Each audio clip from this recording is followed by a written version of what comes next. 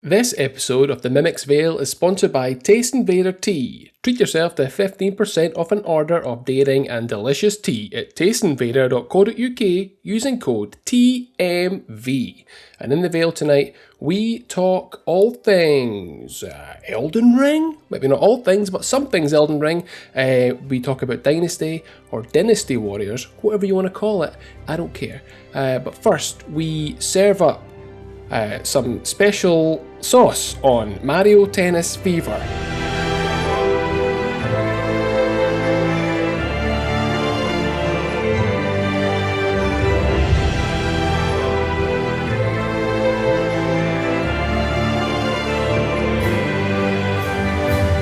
Do you remember that time that I said I would push list Mario Tennis Fever and it was like a super push list? I believe we all said that, yeah. So I've been playing Mario Tennis Fever. and this is mainly because my son is obsessed with Mario, seen the new Mario Tennis game and been on and on and on about it. So we've got Mario Tennis Fever. And I played it with him once and he's like, can I just go and play my Switch and play Mario? I'm like, okay, that's fine. What, he didn't want to play Mario Tennis No. after that? Oh, God, I hate it when that happens. But in fairness to it, I'm actually quite liking it. It's actually not too bad, which is the nicest thing you can probably say about a Mario sports game of recent years. The tennis play is pretty good, like the way it's just kind of unlocks things for playing matches and the different modes that it's got. But I've been playing mainly adventure mode to like get through the story and unlock some stuff, and you're like, I don't love it. Like, it's very much, oh, let's go and do all these little mini games, and then you need to play a bit of a match, and then you need to play another match, and that takes you up to the next level. When you're these little, the story is you've been basically attacked by Bowser or whoever, and turned into babies and lost all your powers, and you're then Mario and Luigi, baby Mario, and you need to get back up, like learn all your tennis skills to be able to beat the enemy and then become normal size Mario and Luigi again, I think is ultimately where the story's going. But the big difference in this is the fever rackets, essentially, which you've got the different types of courts that you unlock, and some of them are quite fun, like the mushroom court where you're bouncing around and stuff like that. But the fever rackets give each character like a different special ability, but you can pick whatever fever racket you want. So there's like a fire racket, an ice racket, all these different things, and you build up the fever meter, the fever bar, you hit Y to hit a fever shot, and that can then aim it towards your opponent, and eventually you're hoping to take them out or hoping it's too powerful for them to return and you're winning a tennis match. Sometimes it's just points based on first to seven, sometimes it's proper tennis scores, depending on how you set the match up. But it's a solid little arcadey tennis game, really. I know a lot of people like the online in this. I've not gone near it yet. I've not played enough to feel comfortable going to try and play online, but I know there's some complaints around how the fever rackets can make it. Oh, there's certain ones that are better overpowered. Yeah. Right. Do you remember when being like a solid tennis game was enough? Yeah. I can't remember, like we've said often about Smash Tennis, Lewis, and I used to play Super Tennis loads, one of the like Super Nintendo launch window games. Virtua Tennis, I put probably hundreds of hours into that, and it was just the gameplay. Like there was no, I'm going to unlock Tommy Haas, or there was none of that. I didn't need a carrot on the end of the stick. It was just like, but now I get the sense that the gameplay in this is really strong. Very good, yeah. Like it plays really well, but it sounds like it's still, like with all of these Mario games of late, like Strikers was the most egregious example of this, I think, because that's really good, but there was nothing else to it. It was like you need that hook, you need an extra bit of progression or something, and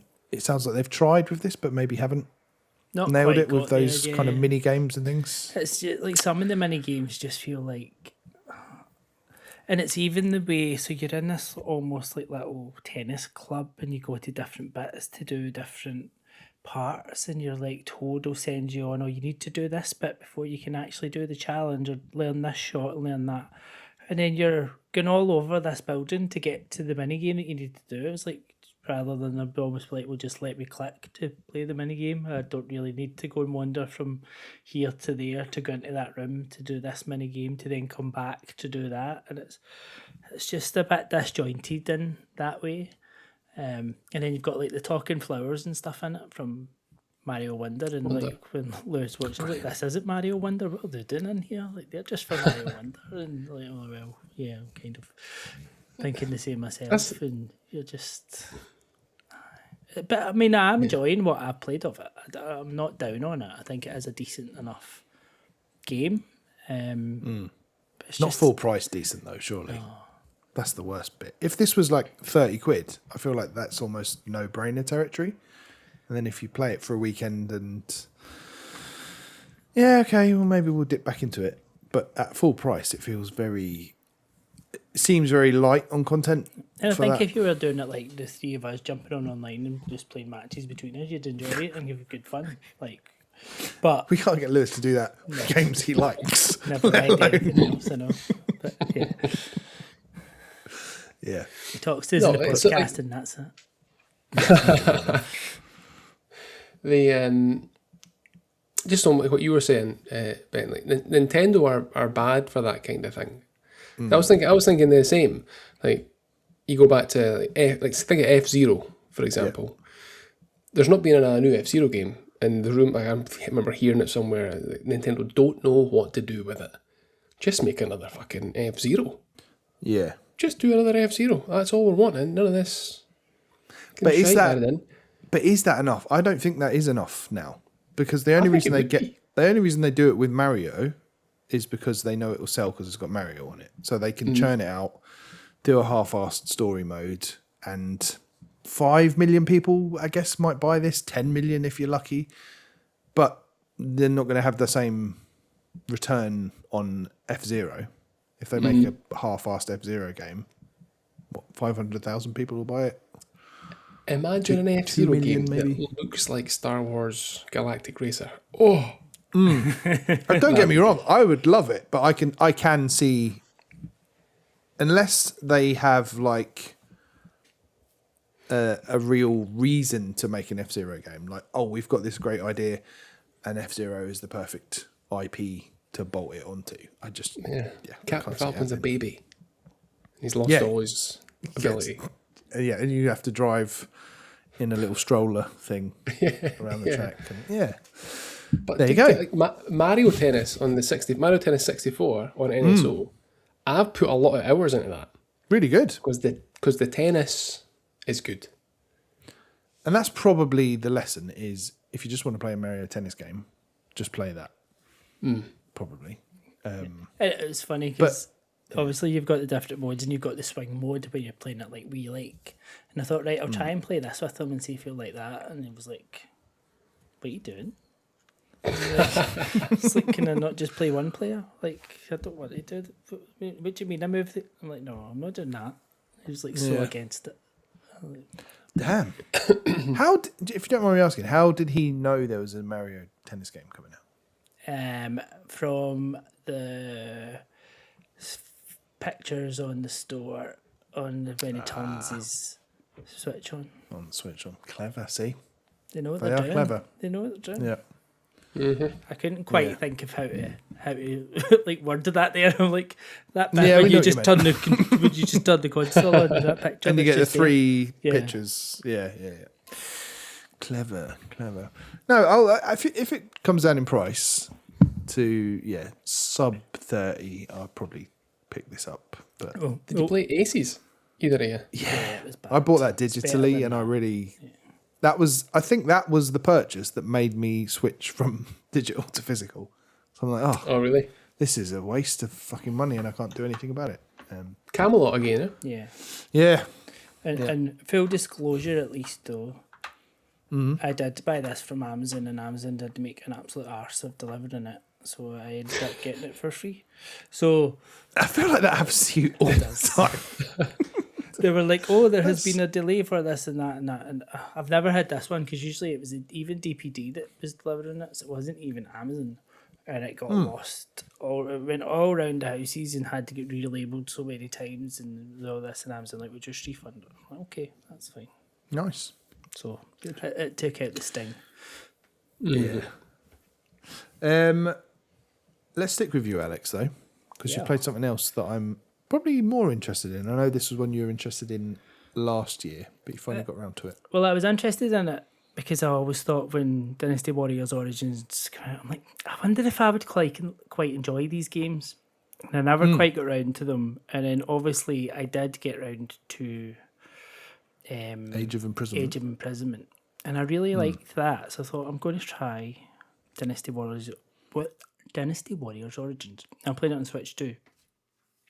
And it runs really well, which was, I don't know how you guys feel, but the more I play games on the Switch too, the more impressed I am by the little machine that it is.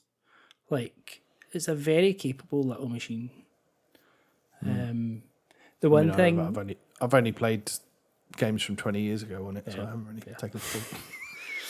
Yeah. But like playing all the Yakuza games and stuff and then playing this, and I think this is very much a genre that I've missed and one that I think I do enjoy. Like, essentially you are this guardian of peace and you're on a journey to try and bring peace back to this region, which is a war between two dynasties, I think the Han Dynasty and I can't remember the name of the other one. But you've also got this third faction, the Yellow Turbans, that has risen, as who were basically the public who had become disgruntled but have become like then basically the enemy because they've formed their own faction and you're fighting amongst these. And it's very much hack and slash combat all the way through, and this whole Musou style of you just barraging through hundreds of enemies at a time, and your KO meter just ticks up and up and up and up, and then you do the special Musou moves and you just see it go from like 200 to 600 and you're like all these numbers flying at you and you're like, this is quite fun.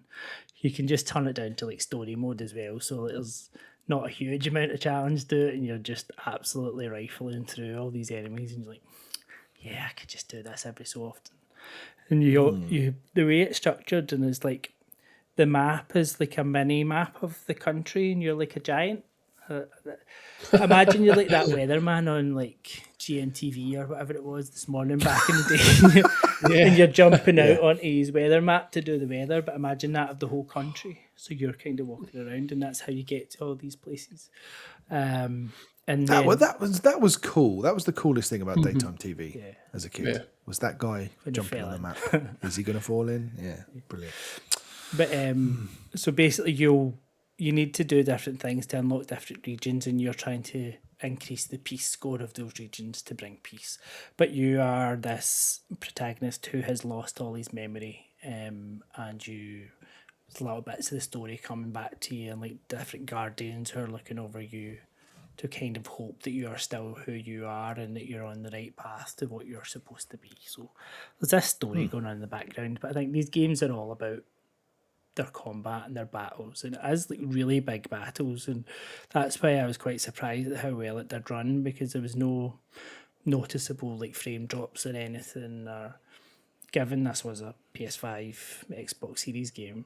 But the one thing I would say, like when you look at the cutscenes, you're like, oh, this looks really nice, and then it jumps into the gameplay and there is a stark drop in like resolution.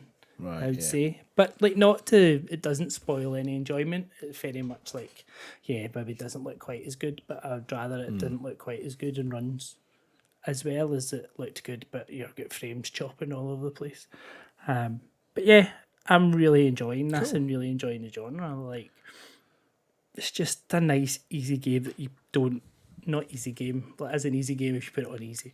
But it's a nice game that you don't really need to think about what you're doing. You're just going through these different battles, and you've got small battles where it's just you going in and taking out maybe like one big bunch of enemies, and then you've got these bigger like story battles where it's like multi-stage. You've got like more of a party, and you're trying to make sure like you go and take out different points on the map to ensure like the kind of commanders on your side survive, because if they die you lose the battle. So it's not just so much about you, it's about managing the territory and like picking the areas that need you to go and battle.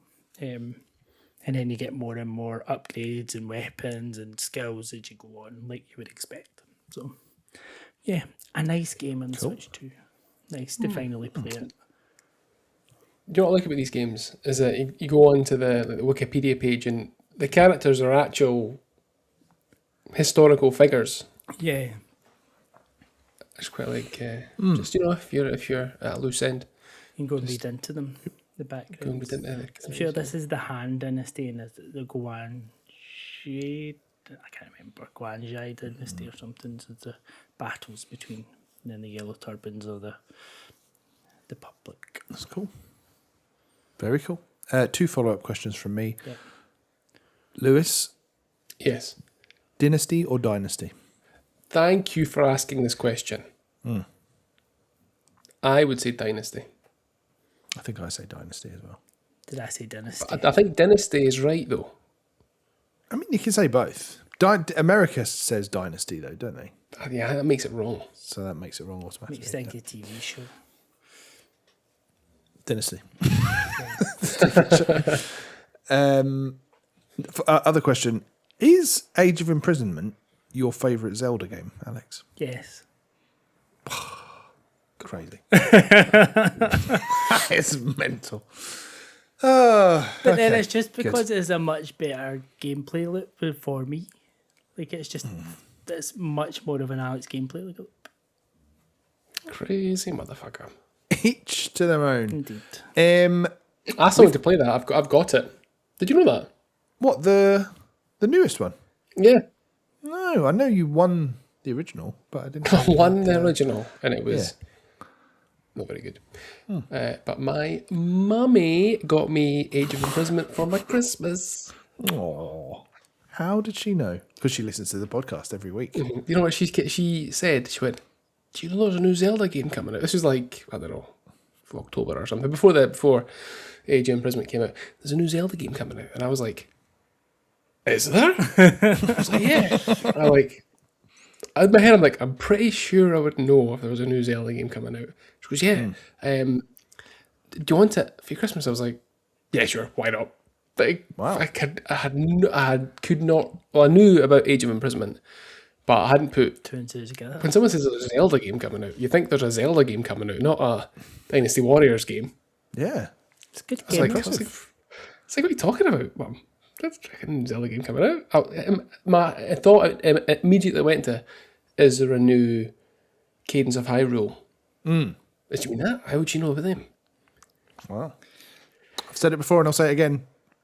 I'm impressed by your mother. We've got a. You know what she said? I've told her that.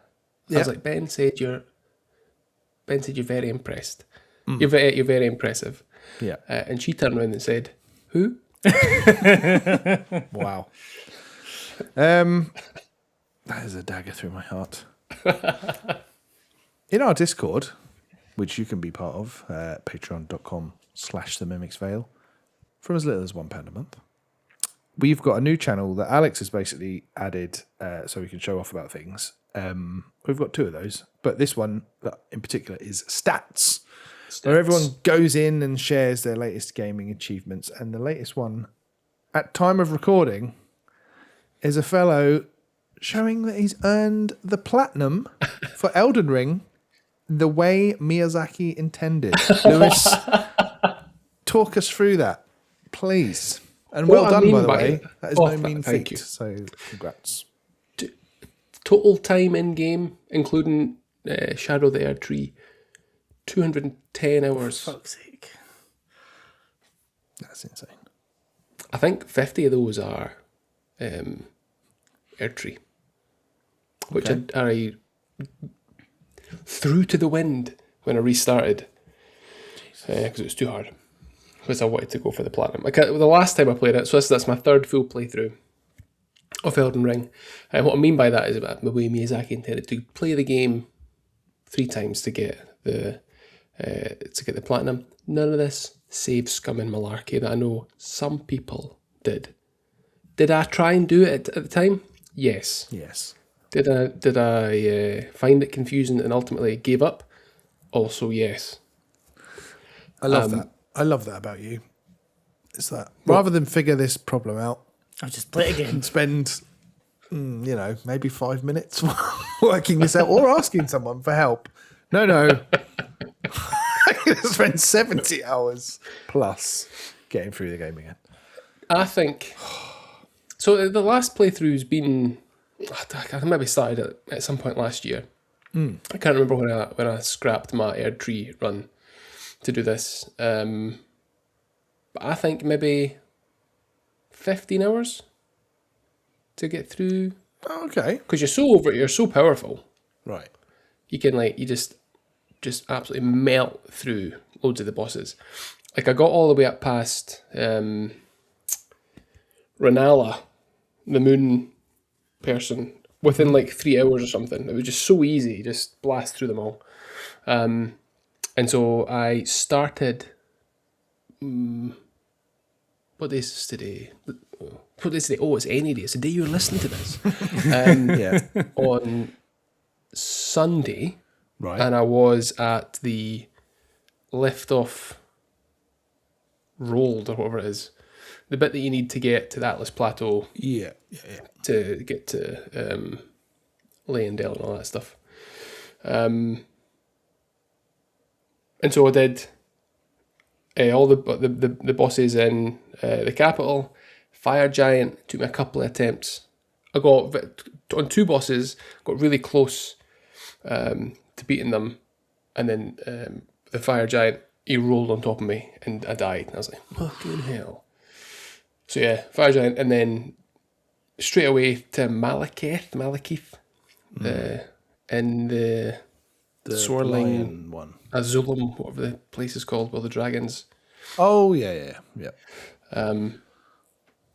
First time, got past them, nice and easy for some reason. Nice. That was really difficult first time round, and then back, and I did took it longer because I got stuck in the catacombs underneath the capital. I was like, do I need to be in here? Why am I here? I looked at a guide. I was like, how do you get out of this place? You know, when you go and it's like The way Miyazaki intended. There's just piles of shite. Did you look at a guide?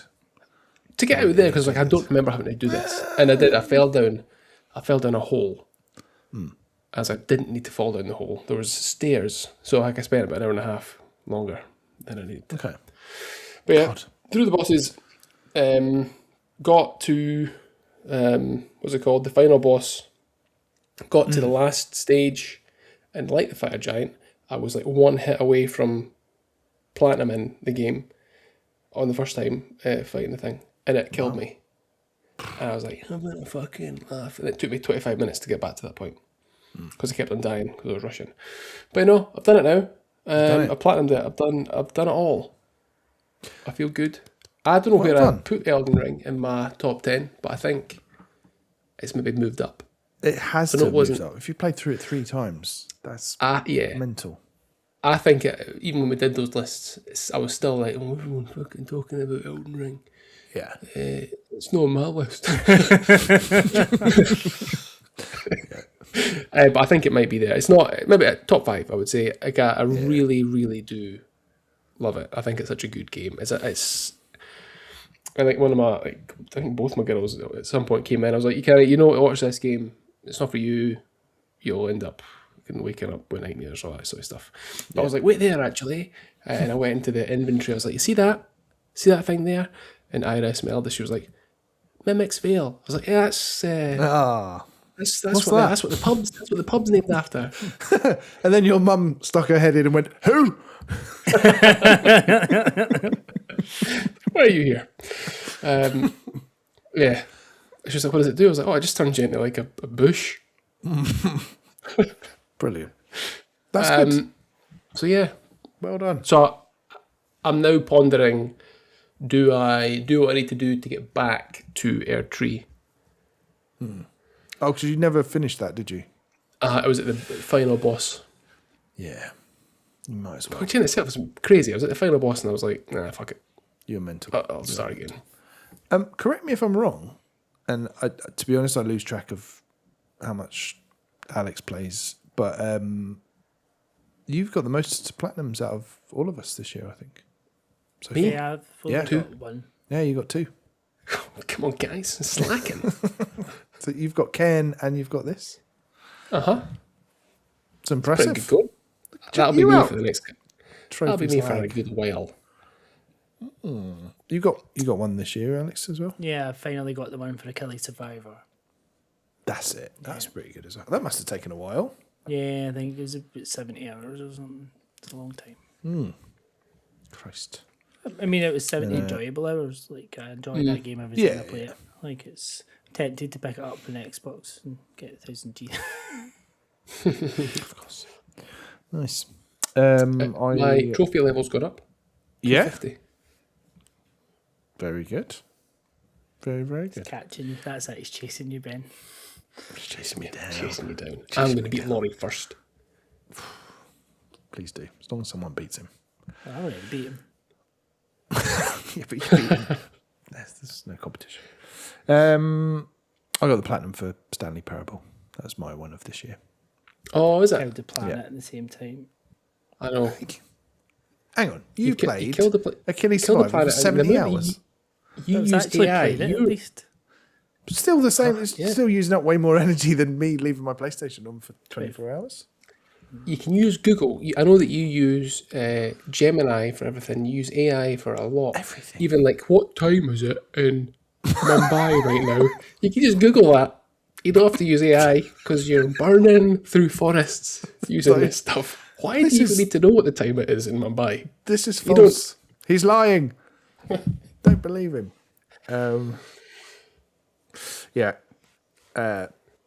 Gemini tells me that I have been playing a game this week. So basically the state of play from a few weeks back, which you can hear our hot takes on, our scorching hot takes on Chimbat, the latest episode of that, where we went through all the news, because we don't normally cover news on the podcast, but we thought, hey, let's use our Patreon podcast and have a chat about it. Tell Lewis what's been going on in the world. I need to know. And that was good fun. So yeah, new episodes of that come out every single month, and that was a fun one, because it was a little bit. Well, it was focused to an extent. There was a lot of silliness as well, but it was all the latest gaming news and bits and bobs are all over there. Patreon.com/themimicsvale. That's the second time I've shielded that out, so I'm going to shut up about it. I was inspired by the Konami section of the State of Play. I don't know why, but Metal Gear Solid really jumped out at me. Alex is rolling his eyes back to his arse. So I decided I'm going to play Metal Gear Solid, the OG original Metal Gear Solid from 1998. Wow. All those, And that is it. Yeah, that's. I mean, it is old. There's no getting around it. But pretty much as soon as I started it, I don't know why my mind had just opened to the idea of playing it. But I just thought, damn, teenage me, if he'd have been a little bit more open-minded, would have fucking loved this. Like, this is basically a game for teenagers by a teenager. It feels like everything Kojima does is just like, you know how when you're a kid and you like learn a fact and you think you're the cleverest person in the world and you just want to tell everyone that fact. This game has got peppered with stupid little things that he's clearly just heard somewhere and he's going, oh, I'm going to throw that in here to make everyone think I'm really clever. I can't think of any examples off the top of my head, but like, there's one you're crawling through like a ventilation shaft sort of thing, and a mouse runs by, and I think you get like a call over your codec, and someone starts telling you all about the type of mice here, like, oh, these are Alaskan field mice and they blah blah blah blah blah. And it's like all bollocks, but it all kind of adds to the atmosphere. I'm just going to say I love this. Like, I genuinely loved playing through this game. What did you play it on? PS Plus? No, I've got it on PlayStation. So yeah, just played it on PS5. Yeah, I was really surprised. Like, despite the graphics looking crap, despite the controls being really weird and old, it's so fucking cool and so atmospheric. And I genuinely am gutted that I didn't play it at the time, because I think I would have absolutely loved it if I'd have played it then. But yeah, it's just, yeah, it's got like old jank, like you have to save manually, which fucked me up at one point, because I noticed, because I died a lot. It was pretty hard, just trying to work out what the hell you're supposed to do a lot of the time. So it's a bit of trial and error. But then when I died, I noticed I generally started back at the entrance to that room, or like coming out of an elevator or what have you. So I just assumed that was saving automatically. So I was like, oh, okay, cool, I'll just turn it off. And then when I restarted it, I think, yeah, I fucked something up. So I basically just restarted it, and then it took me way back to like an hour and a half ago. Oh, God. And I was like, oh, my God. And that's the sort of thing that would normally put me off. But then I thought, now that I know what I actually have to do, I could probably get back to that point really quickly. And it ended up taking me 5 or 10 minutes to get back to there, because now I knew what I was actually doing and I knew where to go and everything else. And yeah, when I was in that, you know how you like scramble around thinking, oh God, can I pull down a save from the cloud? Can I do anything? I was like looking in the menus, and one of the menus is like file management or something, but all that does is like replicate a PS1 memory card system, so you could like put dummy games into like the memory card slots and stuff like that. So I was like, oh, okay, fine, I'll put Castlevania in there. Oh, great, wonderful. I didn't think anything else of it. This is how much I didn't know about Metal Gear Solid going into it. But there's a fight. A fight with one of the bosses like midway through. And this is really weird talking about this, because I feel like everyone listening is like, well, yeah, this is like the most famous boss fight in the world.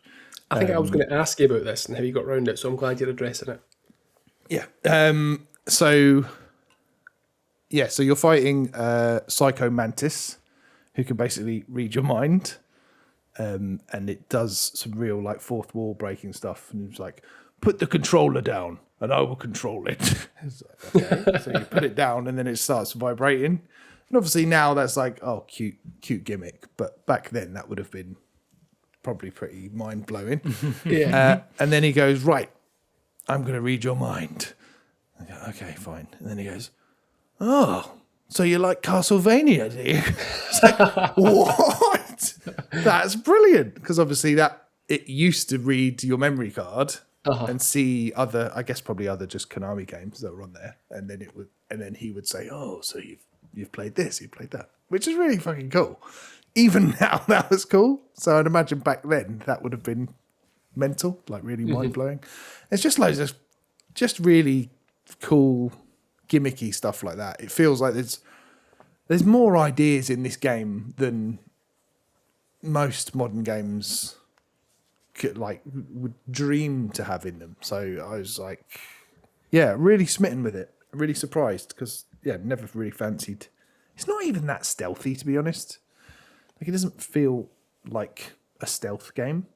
Like, you have to avoid a few bits and bobs, but generally it's like, I don't know. I think play it with a guide.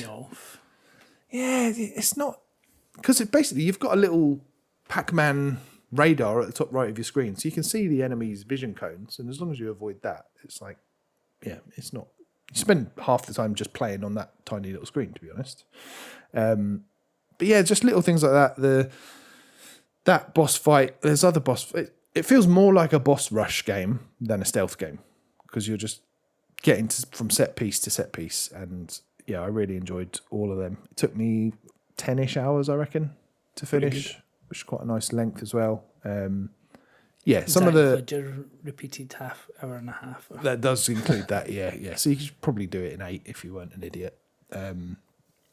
There's bits that are, as I said, Kojima is, I think he's probably improved with this with age, but he does write a bit like a 12-year-old boy. And some of the stuff in this, there's a bit where you meet a female character and then she's like walking away from you.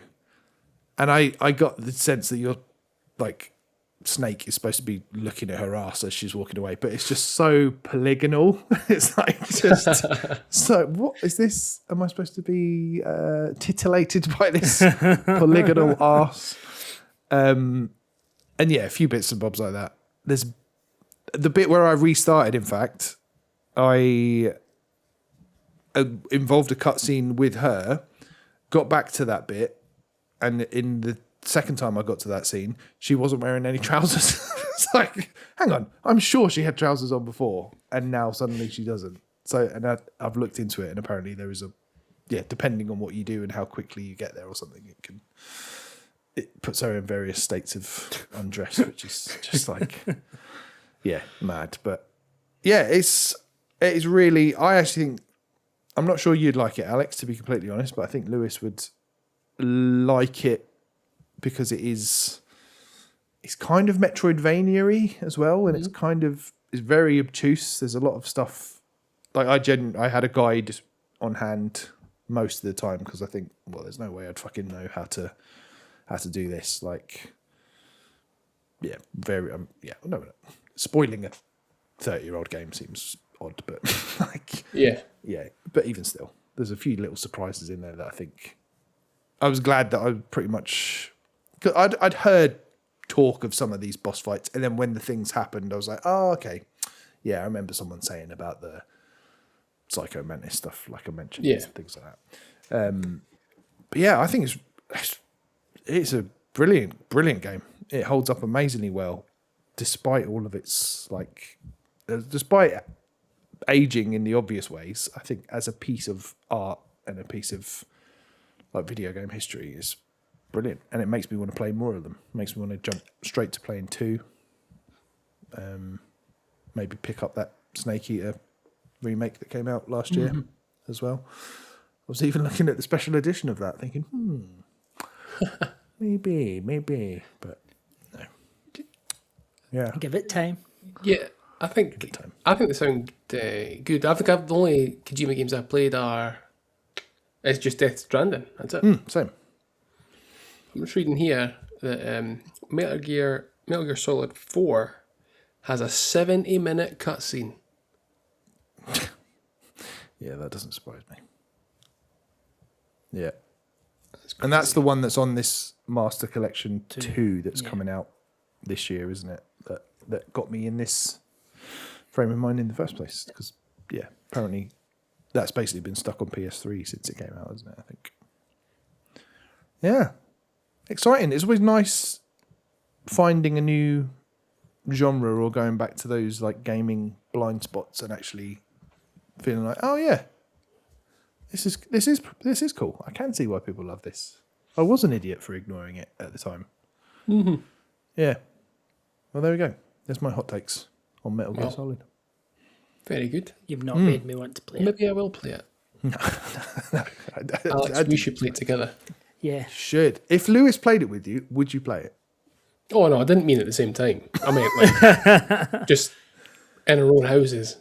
I feel like we should do a whole other episode on our gaming blind spots.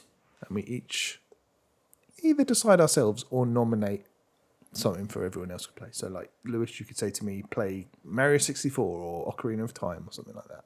Mm-hmm. Alex plays, I don't know. Anything, because, I just have...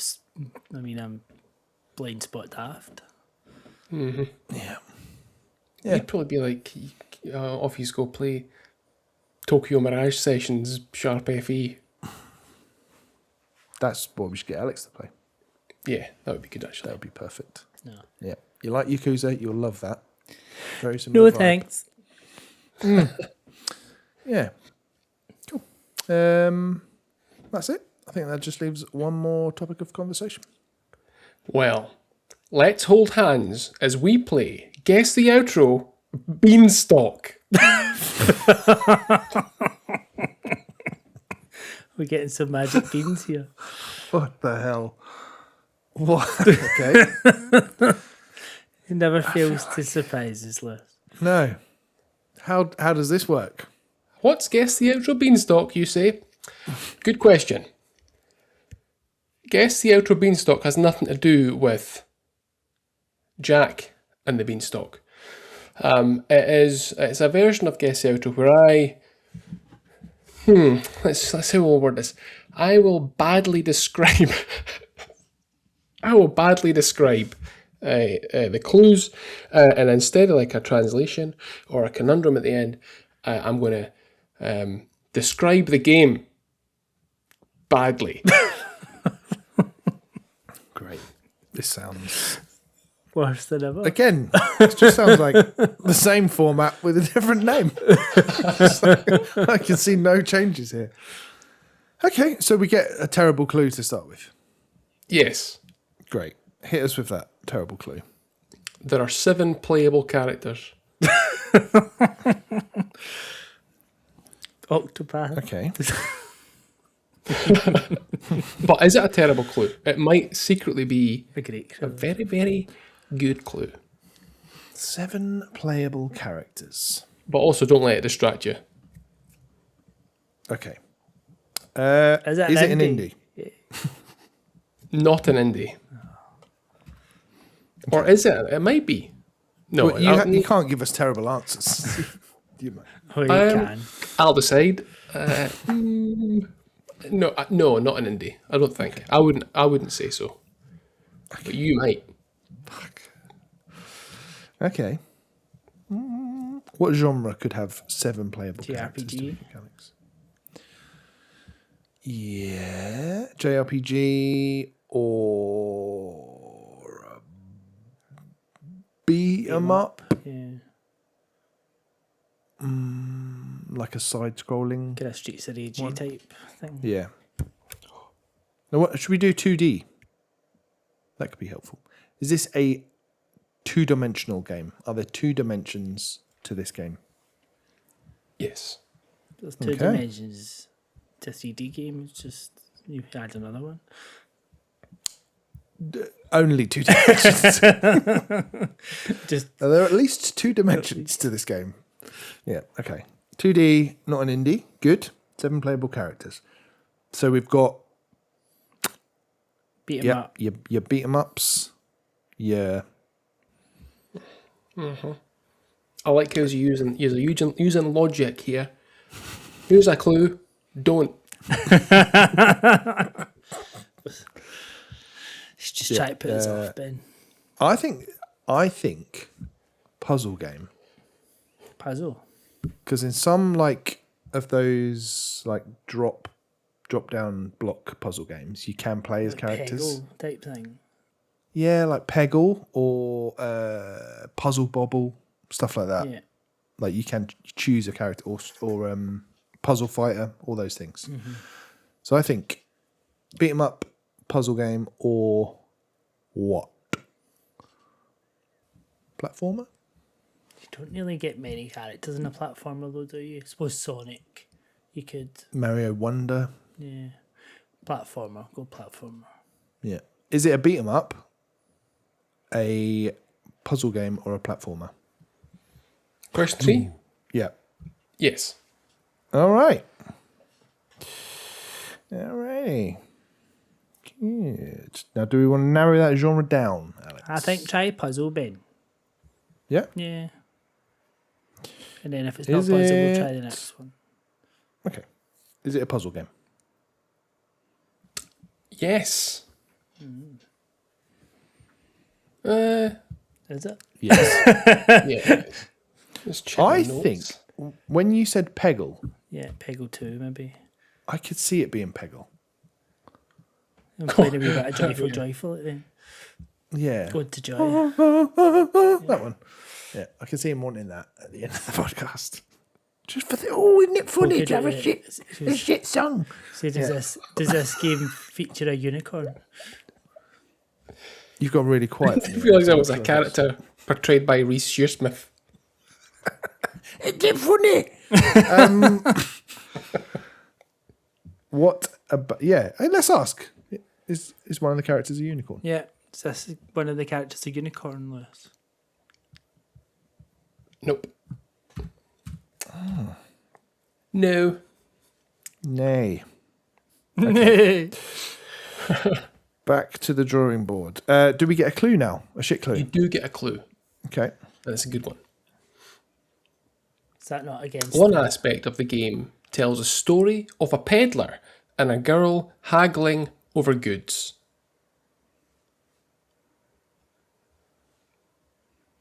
What? One aspect of the game tells a story of a peddler and a girl haggling over goods. Have we had Grindstone? Yeah, we have. We have had that, have we? Doesn't mean you can't get that again. Yeah. Many characters, because I don't know why that came into my head.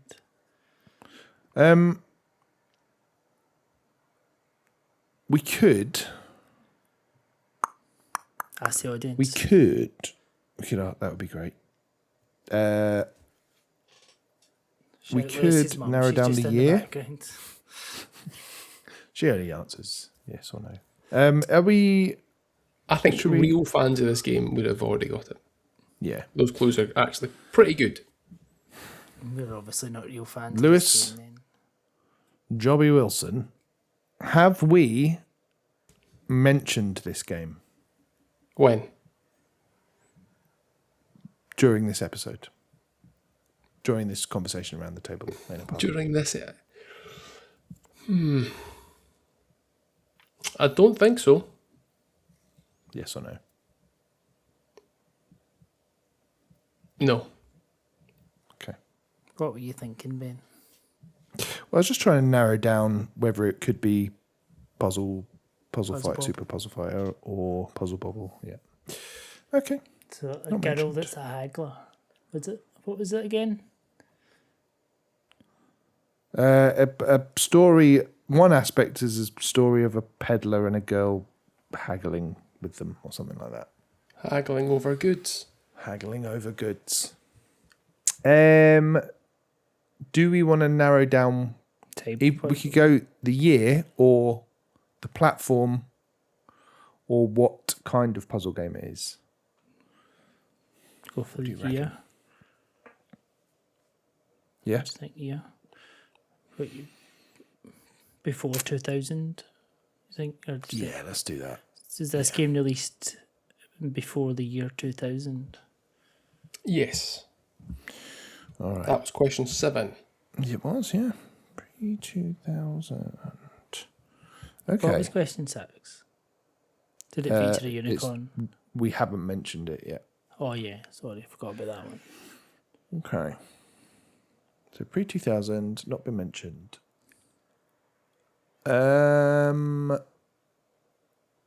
What about?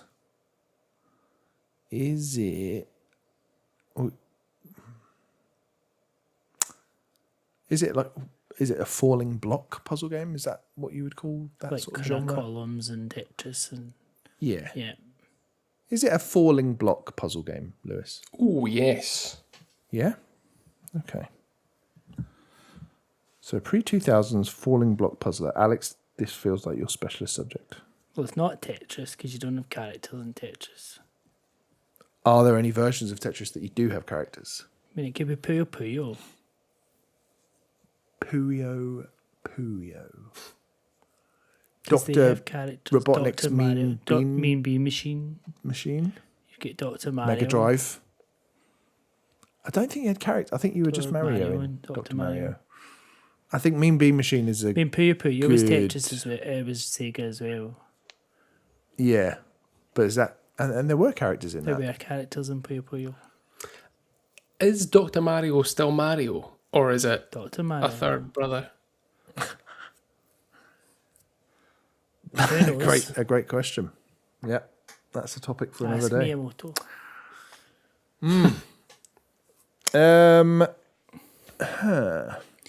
Okay.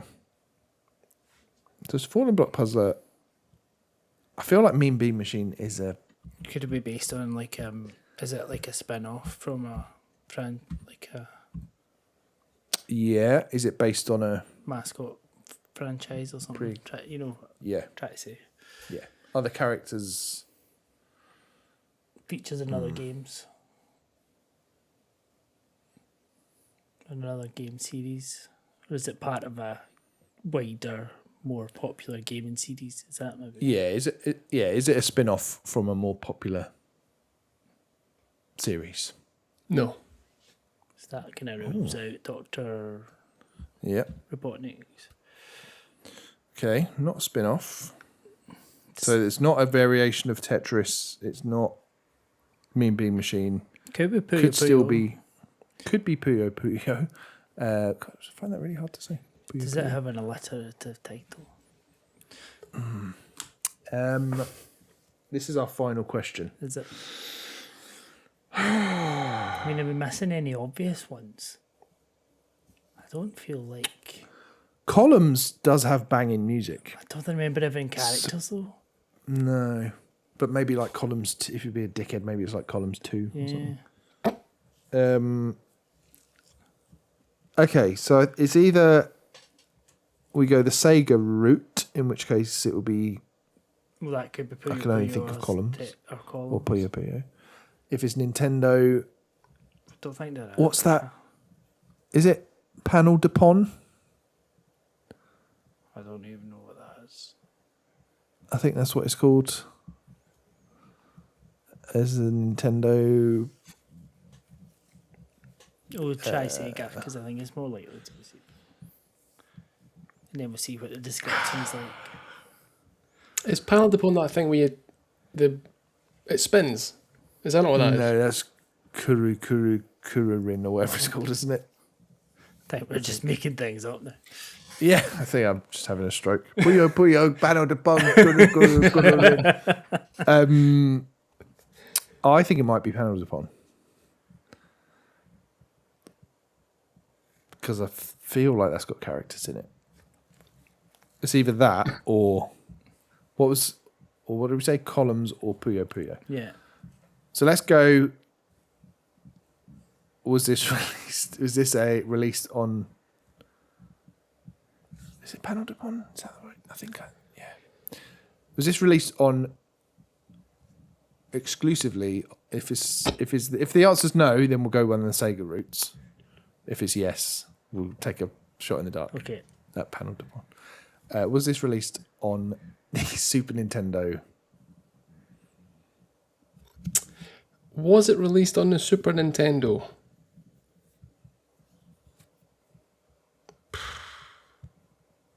Let me check my notes.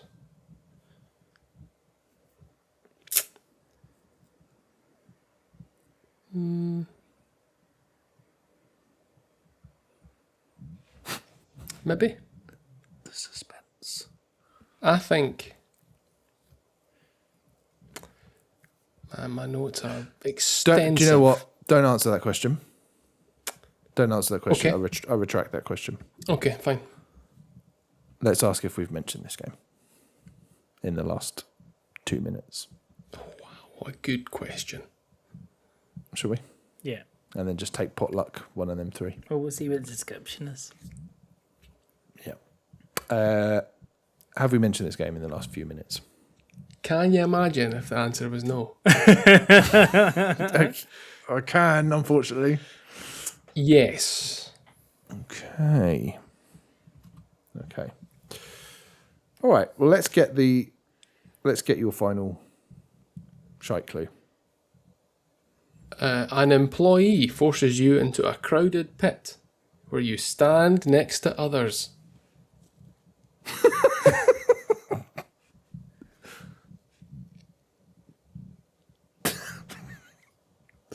I mean, I don't think that's Puyo Puyo, but I could be wrong. It's not Columns. It's got to be Panel de Pon. Yeah. Go for it. Yeah, we'll go for Panel de Pon, please, Lewis. Panel de Pon is incorrect. Oh, Now, let me just say this. People have been saying, oh, Lewis is really leaning into his villain arc, all that kind of stuff. I feel like I've taken it too far this time. right. The 7 playable game tells a characters story of of a the... peddler and a girl haggling over goods is actually the story of the song that we're going to listen to. That's what, historically, the music was. There are 7 playable characters. We know these characters to be Tetraminos. I There are was just 7 about to of say them. that it was the 7 Tetris. It's the 7 Tetraminos. The game is Tetris. That's bullshit. That is utter bullshit. Fuck. Listen, That when you play is- Guess the Outer Beanstalk, this is what's going to happen. That is absurd. Go.